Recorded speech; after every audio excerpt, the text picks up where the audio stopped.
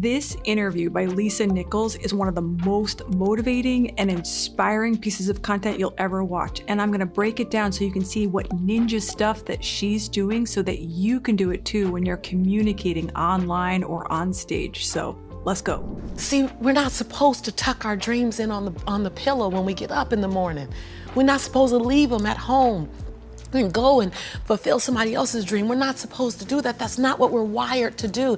That's not who we are. Your human spirit doesn't care about the economy. The human spirit doesn't care that my son's father went to prison. The human spirit doesn't care what's happened to your family. The human spirit doesn't care about the past. You may have been molested, or your family may have been broke, or you may have been betrayed, or you may have a divorce.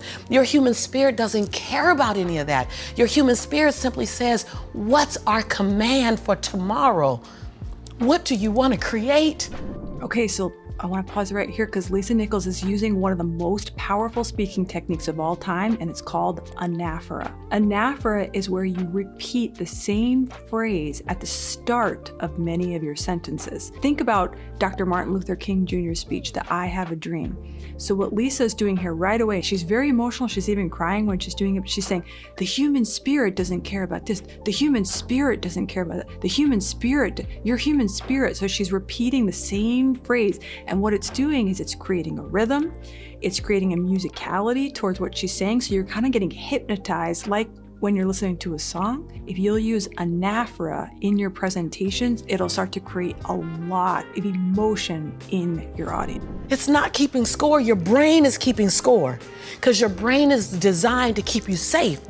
Your soul, your intuition, your human spirit is designed to make you soar.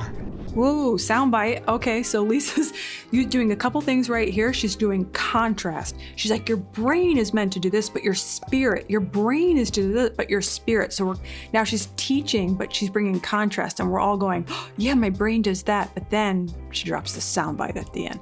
But your spirit is meant to cause you to soar. So you see that alliteration there. So those are all very deliberate and thought out sound bites before she's going and doing a presentation. Now, the takeaway for you is there's a great website called rhymezone.com.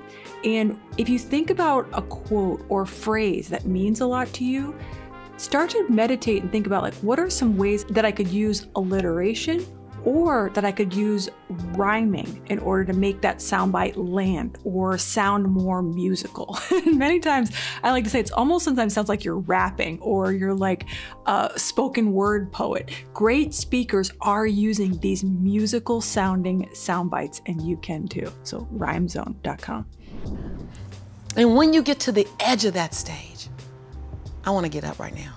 Can I get up right now? Whatever you want. So she's Think getting I'm gonna up tell right Lisa now. Nichols no? Come on now. When you get to the edge, your brain will always tell you to step back. It's always going to tell you to step back because you can fall, always. Okay.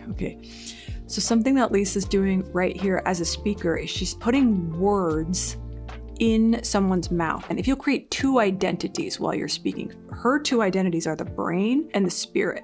And she's putting words in the brain's mouth. Your brain will tell you. And she's putting conversational sounding words inside the brain's voice. Does this make sense? It creates more engagement in the audience because it sounds like they're listening to a conversation. So it's a little bit more like watching a movie. So inside your speeches, if you'll create two identities, one that's kind of like an enemy and one that's like a hero, and start to put words in the enemy's mouth, the audience is going to be like, oh, snap. I heard that this morning. Oh, snap. Someone told me that yesterday. And they start to get energy, heat, excitement against the enemy that you've created in your speech. It's going to tell you to step back because before you fail, the last time you did this, you saw someone else fail. You could hurt. You could be off work. It's going to tell you it's designed to keep you safe. So you have to be willing to play between your brain and your soul. Okay, I really want to draw your attention to the amount of times she's saying you. So she's not using the word we, she's using you. You. This awakens the audience. It almost wakes them up every time they hear you because they're thinking, oh, she's talking to me. You is one of those powerful words you can insert inside your presentation. And on some days, you gotta just listen to your soul. And you gotta say, I'm gonna leap, I'm gonna get to the edge. Most people are at the edge and you're standing at the edge and you're watching everyone else fly. That's Pimp My Ride, Watch My Crib, all this stuff. You know, watching people's lives on Facebook. You're at the edge, watching someone else live, wondering what it's gonna be like when you jump without ever jumping. And I'm just here to tell you, jump. Because only 3 things can happen. You're either gonna jump and fly, or you're gonna jump and fall on something soft, or you're gonna fall down hard. Either way, you're gonna get back up. You already know you got what it takes to get back up. Your greatest fear is not that you will fall. Your greatest fear is that you will live a full life and never fly. Okay, let's dive in so that you can do this too. So, metaphor. You're standing at the edge. So she's painting a picture. So if you'll create a picture, a scenario, and then she's going into all the feelings of pain. You're looking at everybody else on Facebook and you're looking over here and you're wondering why your life's not like this. We call this, as in speaking school, diving deep into the hell. So you want to dive really, really deep into the pain that's inside people's lives. That is how you start speaking to the soul to an audience. It's like you're reading the voice inside of their own mind that they don't even know themselves. And then she says, and then 3 things could happen. So she goes boom, boom, boom, and then she ties it up with a soundbite. Fire. Fire, fire, fire, fire. If you'll just use this framework of talking to the audience, you may feel like this, or you may feel this kind of hell, or you may feel this kind of pain, or you may wake up at night and be thinking about this, and then produce a contrasting alternative. If you do fall, only these 3 things could happen. So you're going from hell to heaven, and then tie it up with a soundbite. People will think you're a literal genius as a speaker. They will be like, what just happened? This is how you cause sudden applause. This is how you can cause emotional tears. And this is how you can actually cause a standing ovation if you get the audience heated enough against the enemy. So. That you never leaped. You're not afraid of dying. You're afraid of dying before the world sees who you really are, before they really get your fingerprint, before they really feel your breath, before they really get your contribution, before they really feel you. That's what you don't want to happen. I was like, stanky face. You're not afraid of dying. You're afraid of dying before the world sees who you really are. Do you hear that? That was a soundbite. And then she's going, before they feel your breath, before they feel your finger. She's using Anaphora again to go back into the rhythm. Preachers would call this getting into a rhythm. So she's going back into musicality to keep the engagement. You don't want to leave this place without us knowing you were here. All I'm doing is giving my dream a chance. And I'm not extraordinary. Oh. You don't get off the hook. You don't get to be let off the hook.